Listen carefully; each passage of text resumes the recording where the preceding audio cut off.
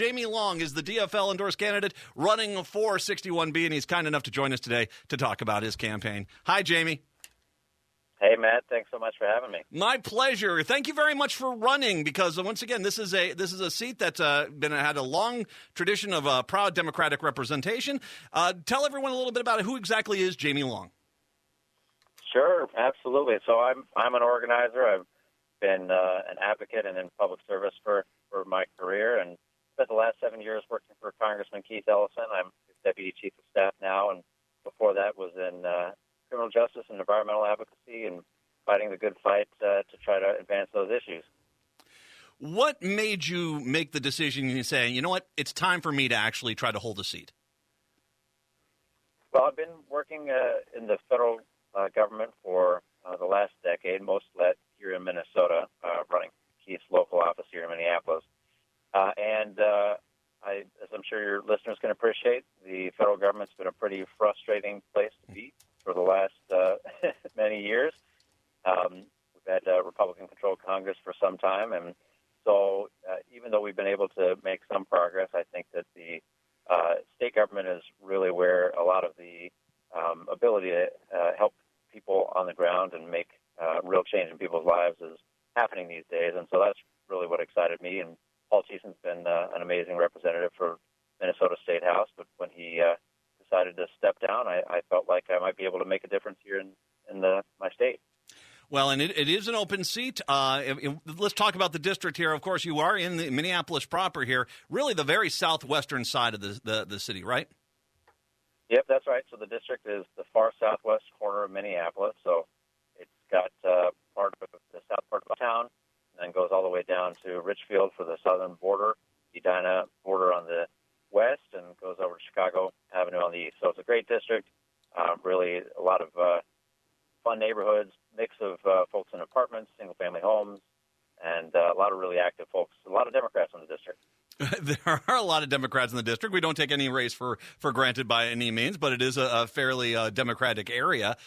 Let's talk a little bit about the representative that's going to be here, because there is obviously you're part of a state body. And so if you do go to St. Paul, what are some of the more statewide issues that you would like to work on as a representative? Yeah, absolutely. Well, there are two big ones that I want to fight on. There's a lot of really important issues out there, but two that I'd like to raise up. One is climate change. We have really fallen down at the national level on being able to take on this issue. We're the only country in the world now that's not in the Paris Accords, the international climate agreements. It used to be us and Syria, and then Syria got their act together and got in. So that means it's really up to the states to take action. And in Minnesota, we have huge potential to do that. We are the seventh best state in the country for wind power, but we're being beat out by Iowa right now, who's got lower potential, but they have better policy, and they're doing more investment. So I think that there's a lot we can do here on climate. We have a renewable energy standard right now as a state, which is 25% by 2025, and we're at 24% right now. So we're going to hit that standard about 6 years early, and I think that we can be a lot more aggressive on renewable energy. I'd like to see us get to 85% renewable by 2035. I think that's an attainable goal. I think that's something that we can push for and would create a lot of Minnesota jobs in the process. And the second big issue I really want to deal with is equity. We have some of the worst gaps between whites and people of color in the country. I think there's a lot that we need to do, and to address this problem, we need to work on housing, we need to work on health care, but criminal justice reform is really near and dear to my heart. There was an ACLU study a few years ago that showed that, guess what, black and white people use marijuana at the same rate, but black Minnesotans are 11 times more likely to get arrested for marijuana possession. So we have huge gaps in our enforcement for crimes that, I think in terms of marijuana possession shouldn't even really be a crime. But for other drug use, I think we need to really refocus on helping people get treatment, helping get chemical dependency treatment, and not locking them up. So those are a couple things that I'd really like to push in the state legislature. Let's go back to climate change and renewable energy, because one of the things I think has been very interesting, and this kind of gets more regionalized to your district as well, is Minneapolis-St. Paul has done a tremendous job of embracing we'll go with solar panels primarily in this. Wherever you have an open space, put some solar panels in. Let's get these things working because, tops of buildings, parking garages, there has been a real push on this. And there are even reports I see that if Minneapolis, St. Paul really maximize their space and really solar panel as much as they can, you really can actually offset not just Minneapolis, St. Paul's energy usage, but a lot of the lower part of the states. Yeah. No, that's right. I mean, solar is really coming on strong. We've seen the cost of solar just plummet over the last decade. And so the cheaper it's gotten, the easier it's gotten to be able to, put on roofs. And I think that there's a lot of innovative work happening in Minneapolis on solar. There's some projects now that are targeted to help low-income folks get access to solar, which I think is really exciting because it's a way to save people money. Solar is cheaper than the cost of their normal utility bill, and help save the climate and clean up the air while we're at it. So I think there's a lot more that we can do in that area, and I think as the cost of solar comes down, it's going to be really exciting to see that space grow. And I think what we can do as a state is to help push it. Solar installation jobs were the number one fastest showing job in the country last year, and we have a total of 0 coal jobs in Minnesota right now. So if we can actually create jobs here in the solar industry, and particularly if we're able to get those jobs into impacted communities where we need to be creating even more work, I think that's extremely exciting, and I think that's going to be the future of where renewable energy is going. You talked about wind power as well, and there are some parts of the state. If you drive out to the southwestern part, there's quite a few windmills out there, which is good to see. But it's sporadic at best, and it's where I think the representation there, regardless of Republican or Democrat, has realized, well, there is that potential, as you just brought up. How would you – say you go to St. Paul, you're going to get – a rural Republican who just the idea of wind power just it shuts down. No. It should be all oil and coal and gas, and that's it. Right. Talk about how. I mean, we have a legislative body that's supposed to work together, regardless of what Kurt Doubt and the Republicans have done. They're supposed to work together. Right. Talk about how you would convince that Republican, saying, "Hey, you know what? Your district has potential here."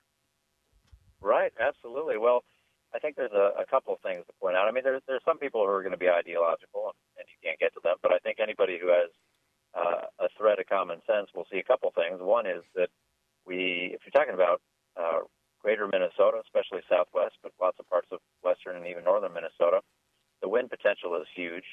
That's a great job source. We're seeing a lot of folks leaving those communities sometimes because they're not finding access to work. But if you have stable employment for wind farms, and that can create a real tax base, can create a reason to stay in the community, and those are great jobs. They're good-paying jobs. So I think that's a huge reason. And then I think for farmers, too, wind can be another cash crop. There's a lot of farmers who are leasing their land, and you can actually grow crops underneath it even when you have wind turbines on it. So I think that's been a great advantage to folks. But, if you don't like those reasons, wind is just cheaper. Right now, they're actually putting wind on the grid ahead of natural gas plants because it's less expensive and it's saving people money, and that's good for consumers all over the state. Doesn't matter where you're representing. I wanted to direct something, once again, Jamie Long joining us, 61B, Democrat of the Day for today. I want to direct something towards your district, which, is something that I know is near and dear to a lot of people that live there. I know of actually quite a few people that you will represent if you are the winner in 61B. And that is the pressure by Minneapolis proper to take on the bulk of these stadium costs. Now, granted, I think we're finally at a point now where everyone's got a stadium, but we just built a $billion-plus monstrosity in the Viking Stadium. I mean, that thing is huge. A lot of that money was paid for by Minneapolis. Target Center, Target Field. Over in St. Paul, you've got the Minnesota United are building a stadium, but the XL Energy Center for the Wild. These large metro areas are called upon to basically subsidize the sports entertainment for the rest of the state. Talk about what your thought is on that, because I imagine there's a lot of burnout in your district about, here's yet another stadium or an upgrade to a stadium that we have to pay for. Yeah, you're right. The stadiums are not real popular from the standpoint of of the financing, at least. I mean, I think people enjoy the sports, but looking at what's the impact, I think, for a lot of folks on the money that we're investing in stadiums. The Viking Stadium was $1 billion. There's an awful lot that you can do in the rest of our state for $1 billion if you're talking about investing in education or healthcare or the other areas. So I think there is a lot of skepticism in the metro about paying for sports stadiums on the public dollar, and I think that's right. I think that the evidence has shown that sports stadiums are not a good investment for the tax dollar, and I think that there's a lot of other. If we're going to be building infrastructure, I think there's a lot else we can do. I mean, transit is one where we have really fallen flat as a state in terms of being able to actually meet the needs, both in terms of our bus systems, trying to upgrade those, but then also trying to build out a rail system that really makes us competitive with other regions. We're getting left in the dust by areas like Denver, who are building out 8, 9 light rail lines, and we're just trying to get our third off the ground here. So I think, have a lot of work to do, a lot of people we can put to work, but I think that there are some better projects that we can put people to work doing. And a comprehensive transportation package, too. Like you said, the new bus lines. The fact that the Republicans put nothing in for transit is an absolute abomination. Right. Road expansion, this. And let's talk outstate. I mean, how about seniors? And, trying to get them around outstate. I mean, if you had a comprehensive statewide transportation plan that wasn't just geared towards one or two things, you'd actually be successful. Well, that's right. That's right. And I think there's this myth that all of the transportation dollars are coming into the metro, when in fact we're investing a much greater percentage of our transportation dollars in greater Minnesota. And I think that's a good thing. I mean, we use the roads when we're traveling up outstate to, visit family or go to a cabin or what have you. And folks use transit when they're coming into the metro.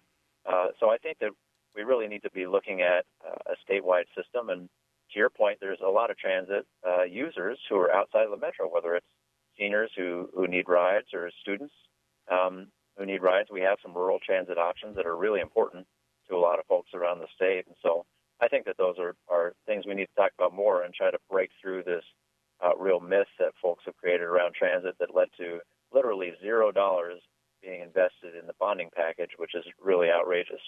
16th largest metro area in the country, $0. That's just right. the epitome of stupidity. So, all right, we always say this, once again, help your local Democrat, but if you're looking for an opportunity to come into Minneapolis, I mean, this is Lake Harriet area, the east side of Lake Calhoun, basically runs down to the crosstown, a lot of great areas, a lot of great restaurants in there, too. You can go and visit and have some great food. Right. You need volunteers, you need donations if you can get them, correct? Well, that's right. And one thing I'll talk about for our area in particular is that, people can sometimes get a little complacent in Southwest Minneapolis. We think, well, we're represented by all Democrats. Why does it matter if I get involved? Why does it matter if I knock doors in my neighborhood? But in our area, we're the third most Democratic district in the state. We are the ground zero when it comes to the statewide elections, the governor's race, Senate races that are coming up. And in the presidential years, our district votes 90%. Everybody votes. It's amazing. But in the midterm elections, like the one we have coming up, we vote closer to 60 or 65% of people turn out. And that means, to put that in real numbers, that's 8,000 Democrats who don't show up in the midterm elections just in our House district of 40,000 people. So we have, and that's the margin of Governor Dayton's first race. So we have a huge responsibility just in our district to be talking about the importance of the fall election, what's at stake, 2 Senate races with the governor's race, with an attorney general's race. And so we need to be engaging our neighbors and talking to them about what's on the ballot, why it's important to get involved.